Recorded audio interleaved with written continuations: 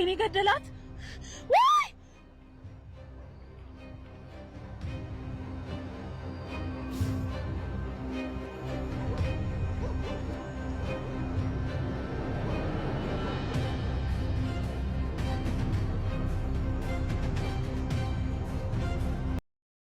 በስተመጨረሻው ወይዘሮ ባዩሽ ሞተች። አሁን ላይ የራሷ ስትከፍለውና እንደውም ይከላከልልኛል በየትኛውም ቦታ ስትለው የነበረው መልሶ ራሷን ገደላት።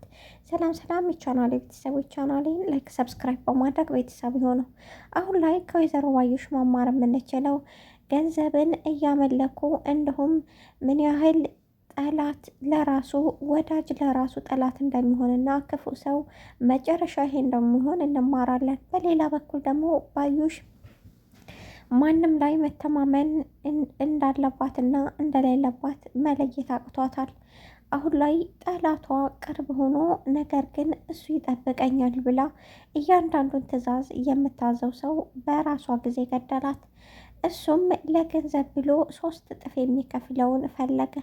ከፋው ግን የአዝራ አባት ነው። ነገር ግን ያንን ከማሰቡ በፊት 6 እጥፍ ሌላ 3 እጥፍ የሚሰጠው ቢያገኝ እሱን እንደሚገለው አላስታወሰም ብዬ አስባለሁ። እናንተስ ምን ትላላችሁ? ነገሩ ስለገባኝ ነው። ከዚህ በፊት እንደዚህ እርግብን እያስፈራራች የእቅዳችን መንገድ ሊኖር ይገባል። አንቺ እዚህ ልትንዘላዘል አይደለም የመጣሽው። እቅዴን ሙሉ ቤቱንና ድርጅቱን ሁሉንም ነገር መረከብ አለብን። ቤቱንም በስምሽ እንድታደርጊ ማሰብ አለብሽ እያለች በጣም እየሰደበቻት ነበር። ወደኋላ መልሻችሁ ነው። ነገር ግን ጊዜው አሁን ሆነና እሷም እስር ቤት ገባች። እርግብም ከእስር ቤት ለማምለጥ ስትል ተደበቀች። የሚገርመው ነገር አሁን ላይ ሁሉም ነገር እንደማይገባት ሆናለች። ትናንት ተፈለግሽ ገላሽን ሽጠሽ የቤት ኪራይ ክፈይኝ ያለቻት ለግድያውም ተጠርጣሪ ሆናለች። ከዛ በፊት ግን ቪዲዮ ቀርጻ አስቀምጣለች። ማለቴ እየገደላት እያለ ተደብቃ ስትቀርጽ ነበር።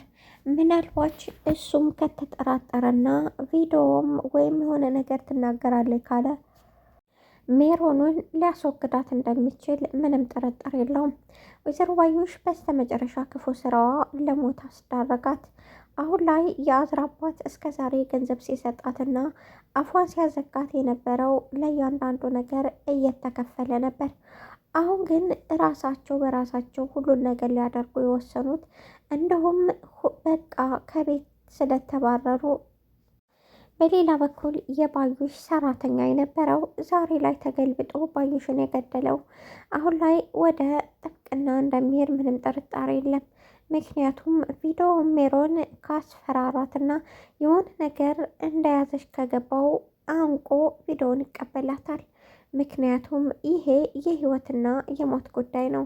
ለነገሩ አንዳንድ ጊዜ በእንደዚህ አይነት ሱስ ውስጥ የተጠመዱ ሰዎች አሁን ላይ እንደምንም ሀንዬ ነገሮችን ለማሰብ ችላለች። ምክንያቱም አባቷ እንኳን አይደለም እነሱን ቀርቶ አይደለም እኔንም ከረሳሽኝ እኮ በጣም ቆይተሻል፣ ይህንን በደንብ ልታውቅ ይገባል በማለት ነበር ያሏት። ይህንን ስትሰማ እየሮጠ ሂዳ በር ላይ በጣም ስታለቅስ ነበር። እኔ እንደዚህ አይነት ልጅ ከሆንኩማ በጣም ተበላሽቻለሁ ማለት ነው በማለት አባቷን እያለቀሰ ማናገር ጀመረ። አባቷም ይሄን ለማወቅ ምንም አይጠበቅብሽም፣ እንኳን አይደለም ለተምቹና ራሴር ህይወትሽን አሳልፈሽ መስጠት ቀርቶ አይደለም እኔንም አሳልፈሽኛል፣ እኔንም እረስተሸዋል በማለት ነበር የነገሯት።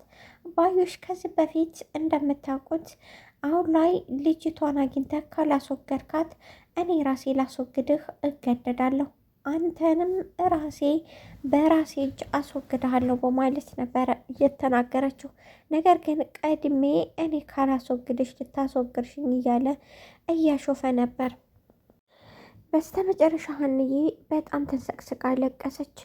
አሁን ላይ ታናሽ ወንድሟ ያደረገው ስህተት ትልቅ ስህተት ነው። እንደ ወንድም እንደ ታላቅ መካሪ ሆኖ አሁን ላይ ደግሞ ስህተት ሰራ። ይሄ ማለት ደግሞ ህፃናቶች ስህተት አይሰሩም ማለት አይደለም። በፍጹም ሀንዬ አባቷ በተናገሩት ነገር እያለቀሰይ ወደ እነ ሰላም ቤት ሄዳ እንዳያናግራትና አለበለዛ ቤቱን ለቃ እንደምትጠፋ በነገረችው መንገድ እሱ ደግሞ እሺ ምንም ነገር አልናገርም በማለት ነበር የተስማሙት። እርግብ ከዚህ በፊት አንቺ አደገኛ ሴት ነሽ፣ ምንም ነገር ከማድረግ ወደ ኋላ አትይም፣ ስለዚህ እኔ ከአንቺ ጋር መሳፈጥም ሆነ ጦርነት መግባት አልፈልግም በማለት አናግራት ነበር። ነገር ግን ወጥመድ ውስጥ የገባችውም ገንዘብ ስለሌላት እንጂ በተደጋጋሚ እርግብን በጣም ታስፈራራት ነበር። እርግብ አሁን ወይዘሮ ባዩሽ ሞታለች ስትባል መጣች። ምክንያቱም ከፖሊሶቹ በላይ ወይዘሮ ባዩሽ ምን ያህል አደገኛ እንደሆነች ምንም ሊገባቸው አልቻለም። ምክንያቱም አሁን ላይ በስተመጨረሻ ተምቹ ሊፈታ እንደሆነ ሲሰማ ሲር በጣም ደስ አለው። ወይዘሮ ሜላትን አሁን ላይ ለእኔ ምን ማለት እንደሆነ ወንድሜ ምንም እየገባሽ አይደለም፣ ለዛም ነው አሁን ላይ በጣም የደበረኝ በማለት ነበር የነገረቻት። በስተመጨረሻ ወይዘሮ ሜላት ሁሉንም ነገር ለፖሊሶቹ ነገራቸው። እሱ ምንም አይነት ችግር ውስጥ እንዳልገባና ወርቁንም ሆነ ምኑንም ሰርቃ ወደ ቦርሳዋ ስታደርግ እንኳ ምንም የሚያውቀው ነገር የለም። በዛ ጉዳይም እንኳ ተምቹ ለማናገር እኔን ቢደውል በፍጹም አላነሳሁም ነበር። የሀና ስልክ መስሎኝ ነበር፣ ለዛ ነው። አሁን ላይ ሀንዬ ሁሉም ነገር ግራ ገብቷታል። በዚህ በኩል አዝራ እየገባችለት ቃል፣ በሌላ በኩል ደግሞ ፍቅርን የተራበ በእኔ ፍቅር የሚንገላታ ይሄ ነገር ሰላምን ስታደርጎኛል። ቢሆንም ግን ፈጣሪ የተመሰገነ ይሁን። ሁላችንም አብረን ተሰባስበን ያለ ነው።